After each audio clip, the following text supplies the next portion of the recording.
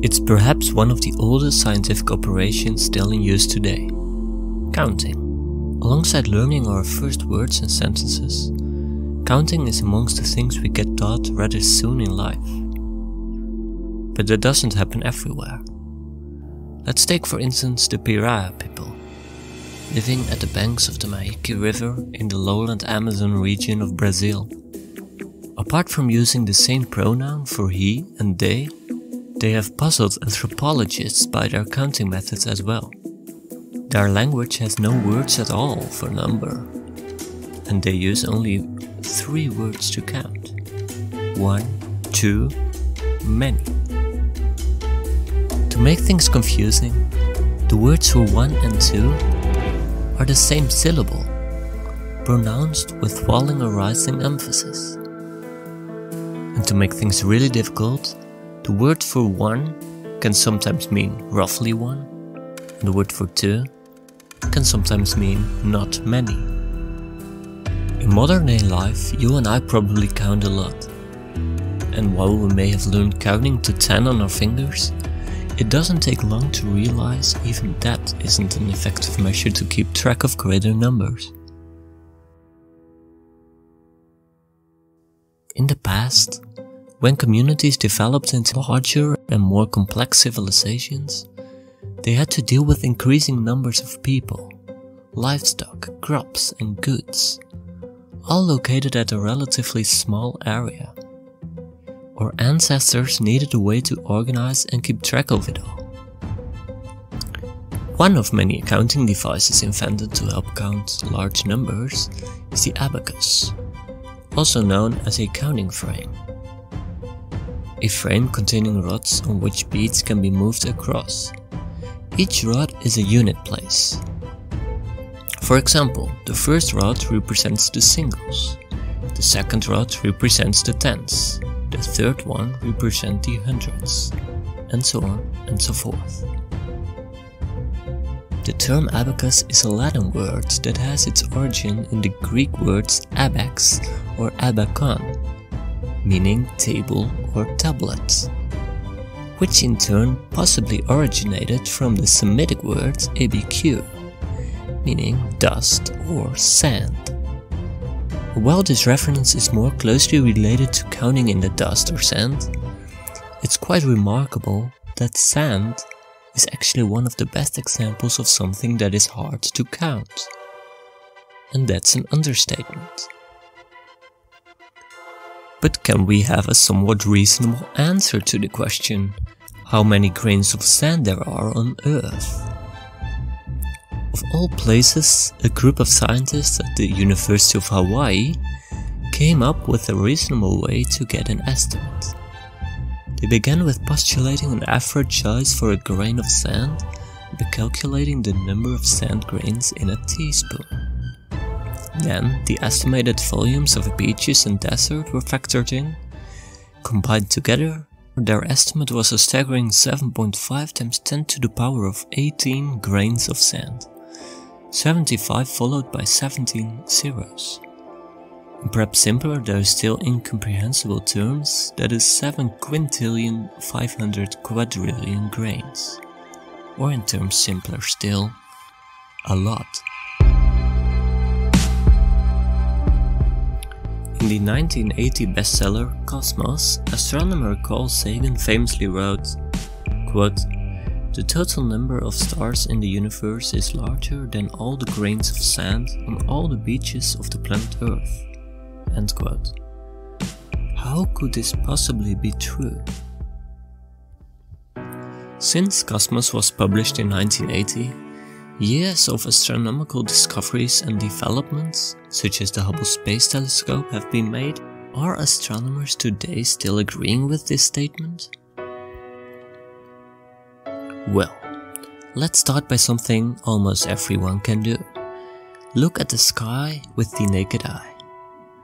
According to a study published in 2011, nowadays more than half of people live in cities, and this number is claimed to rise to 70% in 2050. It's important to note that artificial lighting in these areas can greatly impact the number of stars you can see.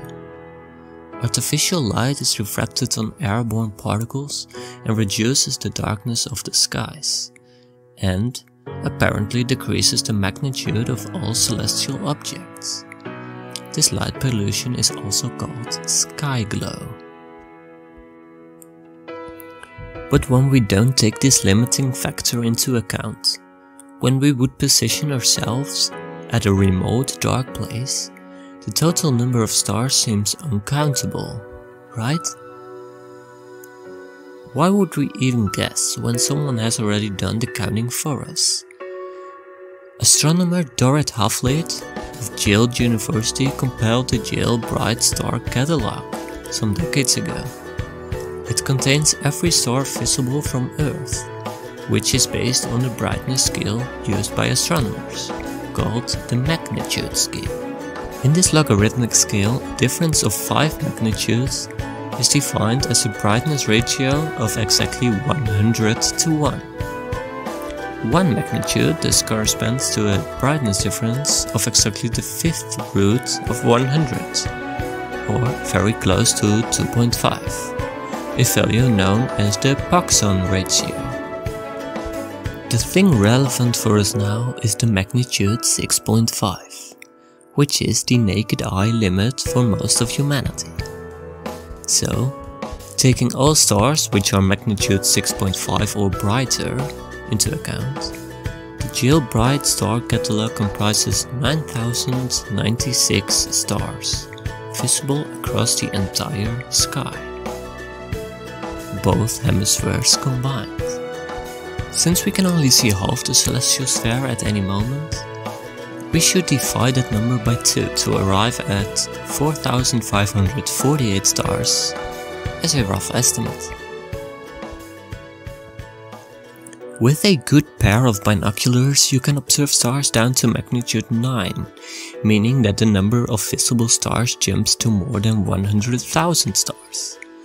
A small telescope, capable of resolving magnitude of around 13, will let you count up to millions of stars.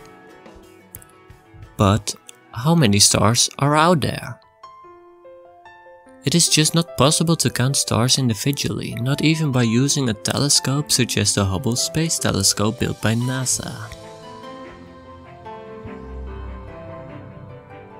One could use a galaxy's mass, however, to get an estimation of the number of stars it contains. Astronomers estimate this mass by looking at how the galaxy rotates, as well as its spectrum using spectroscopy. But in a typical galaxy, if you measure its mass, about 90% of that is thought to be dark matter. The fact that much of the remaining stuff in the galaxy is made up of diffuse gas and dust, combined with luminosity investigations, leads to estimations that about 3% of our own Milky Way's mass is made up of stars. According to one of such calculations, the Milky Way therefore has a mass of about 200 billion solar masses, in which a solar mass refers to the mass of our own star, the Sun. So it is easiest to translate that to 200 billion stars. This accounts for the stars that would be bigger or smaller than our Sun, and averages them out.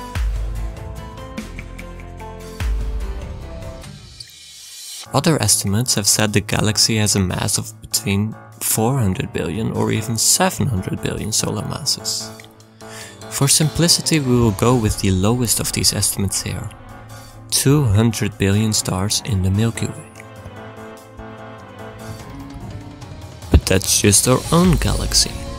How many galaxies are in the observable universe? European Space Agency Infrared Space Observatory Herschel has made an important contribution by counting galaxies in the infrared and measuring their luminosity in this range, something never before attempted. However, most calculations are in fact based on analysis from pictures made by the Hubble Space Telescope. Astronomers are capable of detecting billions of galaxies. For example, wherever the Hubble points in all directions, thousands of never before seen galaxies are seen extending far into the distance. While estimates among different experts vary, an acceptable range is between 100 billion and 200 billion galaxies in the observable universe. When you take into account smaller galaxies with less stars, however, this number is thought to be 2 septillion. But for the sake of being able to calculate with an average-sized galaxy, we'll go with 100 billion galaxies. So, if we assume that our galaxy is more or less typical and use the lower estimate, 200 billion, for its total stellar population, then multiply that by the number of galaxies within reach of the Hubble Space Telescope, we arrive at 20 sextillion. That's a 2 followed by 22 zeros, or 20,000 million stars in the observable universe. But here's the catch. When we are observing the universe, when we look at galaxies billions of light years away, we aren't evaluating the current number of stars at all. Rather, we are looking back in time. Photons left these stars a long time ago and had to travel all those years to finally reach our telescopes and observatories today. Our images of stars are just as out of date as they are distant from us. And we won't ever be able to get around that limitation unless we can go visiting them so that the light delay isn't so severe. So, even if we could literally count all stars in the entire observable universe, no matter how dim and far away, we still wouldn't know the exact number as it is at the current moment. And who knows what might have happened in the meantime. But what hurts more? Knowing that we don't and probably won't ever have a definitive answer on the number of stars currently out there? Or the realization that as technology developed and cities were polluted, the nights lost their stars?